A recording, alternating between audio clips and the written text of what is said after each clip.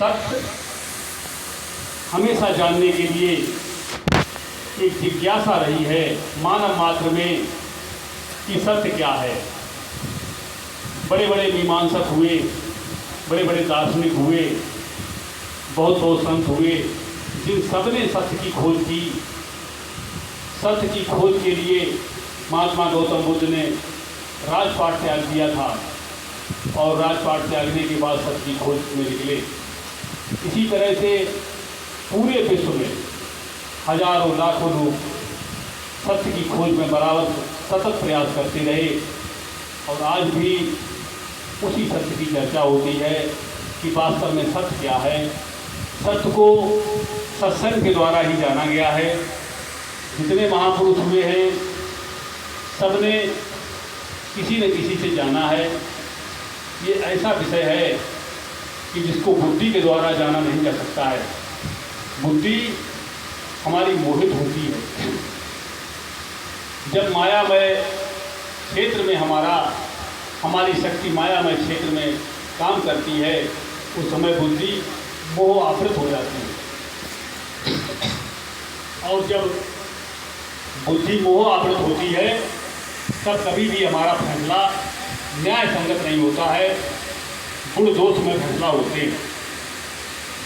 इसीलिए जो कर्मों की बात व्याख्या की जाती है कि हम सत्कर्म करें, हम अच्छे कर्म करें, गलत कार्य न करें। लेकिन बड़े बड़े जो महापुरुष हुए हैं उन्होंने ये कहा गहनो कर्मण गति, कर्म की गति बहुत गहन है, इसमें किसी एक निष्कर्ष पर नहीं पहुंच पाए। हाँ, बहुत से बुद्धिमान लोगों ने केवल इतना यहाँ तक पहुँचे कि विहित कर्म और निषिद्ध कर्म। विहित कर्म में है कि जो मानव मात्र को करना चाहिए और निषिद्ध कर्म में है कि जो सबके लिए मना किए जाते हैं। जीवन जीने के लिए ये एक नीति में आते हैं कि हमें निषिद्ध कर्म नहीं करना चाहिए। लेकिन प्रेमी सज्जनों, जब तक बुद्धि हमारी मोह आवृत होती है तब तक हम जिसको सही समझते हैं उस सही में भी गलत मिल जाता है। इसी तरह से राजा नरक ने इतनी पुण्य की, इतने यज्ञ किए कि वो पुण्य के प्रताप से स्वर्ग में जब पहुँचे तब उनसे ये पूछा गया कि आपके पुण्यों का ढेर है, आपके पास बहुत से पुण्य हैं। आप ये बताइए कि जब मृत्यु के बाद पहुँचे कि आप ये बताइए कि आप पहले पुण्य का भोग करेंगे या पाप का। तो राजा नरक ने कहा कि पाप हमारा थोड़ा है, पुण्य हमारे बहुत ज़्यादा है। राजा नरक के पास इतना पुण्य था कि जैसे पहाड़ के बराबर पुण्य, लेकिन और पाप कितना था, बहुत कम। तो उन्होंने ये कहा कि हम पहले पाप को भोग लेंगे। अगर हम पाप को भोग लेंगे तो फिर हम बाद में अनंत काल तक पुण्य को भोग करते रहेंगे। इसमें राजा नरक को गिरगिट की योनि दी गई और जब उन्हें गिरगिट की योनि दी गई तब उन्होंने क्या किया, उनके द्वारा पाप बढ़ते चले गए और जब पाप बढ़ते चले गए तो नरक का समय बढ़ते चला गया। तो ये पाप पुण्य की जो व्याख्याएं हैं इनमें कभी गहनो कर्म गति बताइए बहुत ही गहन है। इसमें निष्कर्ष कब निकलता है, कब समझ में आता है कि क्या सही है क्या गलत है। इसीलिए जो संत मत है, संत मत में एक ही बात कही है, एक सिद्धांत पकड़ें। जो सांख्य मत है, सांख्य मत में सीधा सीधा उन्होंने कहा कि मत पड़ो कर्म की कीच में, तू चेतन सदा करता। कि तुम कर्मों की कीच में मत पड़ो, तुम चेतन हो, सदा करता हो। अगर कर्मों की कीच में पड़ेंगे तो कभी इसका निस्तारण नहीं हो सकता। गोस्वामी जी कहते हैं, एक किए होए दूसरो बहुत तीसरो अंग, तुलसी कैसे ना मिटे अतिशय कर्म तरंग। कि कर्म की तरंग ऐसी है कि जो मिटती नहीं। एक किए होए दूसरो बहुत तीसरो अंग, तुलसी कैसे ना मिटे अतिशय कर्म तरंग। उसका कारण ये होता है कि जैसे किसी ने हमसे अपशब्द कहा और हमने उसका प्रत्युत्तर दे दिया, ऐसा प्रत्युत्तर दिया कि जिसने हमसे अपशब्द कहा उसको हमारे उस शब्द से भी पढ़ करके कष्ट पहुंच गया। तो हुआ क्या था, पहले अगर किसी ने हमसे अपशब्द कहा तो क्या था कि हमारा कर्म का भुगतान था। किसी न किसी कारण से अगर मेरा अपमान हो रहा था तो ये मेरे कर्म का फल था, लेकिन उसका प्रतिफल हमने दे दिया और जबरदस्त बढ़ा करके दूंगा। तो क्या हुआ, भुगतान नहीं हो पाया, जितना भुगतान हुआ उससे ज़्यादा वहाँ चढ़ गया। इसको गोस्वामी जी कहते हैं, एक ये होय दूसरो बहुत तीसरो अंग, और तुलसी कैसे उना मिटे अतिशय कर्म तरंग, कि कर्म की तरंग बहुत गहन है। इसलिए जो संत महापुरुषों ने जो रास्ता दिया वो एक ही दिया कि अपनी आत्मा को जान करके भजन करें।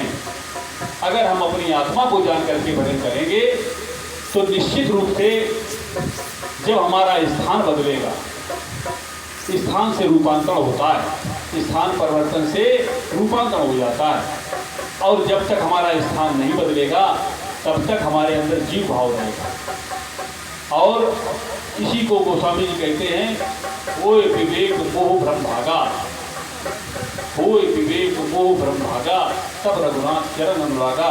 कि विवेक की आंख जब खुलती है, जब मोह हमारा नष्ट होता है, वास्तव में तभी हमें सही समझ में आता है, तभी हम न्याय कर सकते हैं। इसके पहले न्याय नहीं कर सकते। उसका कारण जो होता है मोह आपस बुद्धि में, जैसे 2 बालक हैं, 3 बालक हैं, और आपको कोई सामान दिया जाता है और उसमें 3 बालकों में अगर एक बालक आपका खुद का है तो उस समय क्या होता है, मोह आपस बुद्धि क्या करती है कि जो अपना बालक होता है उसको हम ज़्यादा सामान दे देते हैं और जो पड़ोस वाले होते हैं उन्हें कम दे देते हैं।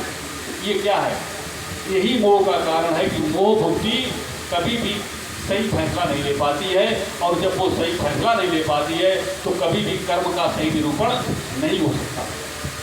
इसलिए कर्म से अकर्म होने के लिए, अकर्म होने का उपाय यही है कि अगर हम अपनी शक्ति को जानते हैं, अपने प्राण को जानते हैं, और जान करके और जैसे ही हम ऊर्ध्वगमन करते हैं और करते करते अगर हमारा ऊर्ध्वगमन हो रहा है, धीरे धीरे हमारे भजन के द्वारा अगर हम अपने निज घर में पहुंचते हैं, वास्तव में निज घर में पहुंचना तो बहुत बड़ी बात है, लेकिन अगर उस मार्ग के मार्गी बन जाते तो ही हमारे अंदर विवेक की आँख खुलने लगती है, और विवेक की आँख खुल जाती है, मुझे न्याय अन्याय साफ साफ दिखने लगता है। इसके पहले न्याय अन्याय को भी नहीं जान पाते। जब तक अपना बोध नहीं हुआ, जब तक अपनी आत्मा का ज्ञान नहीं हुआ, तब तक वास्तव में उस जीवात्मा का, क्योंकि तब तक वो जीव भाव पूरी तरह से उसके अंदर है, और उस जीवात्मा का जब तब तक मन मालिक होता है तब तक उसका मन मालिक है। और जिस दिन उसको मन कहता है हम ऐसा कर लें, मन कहता है हम किसी को सम्मान कर लें,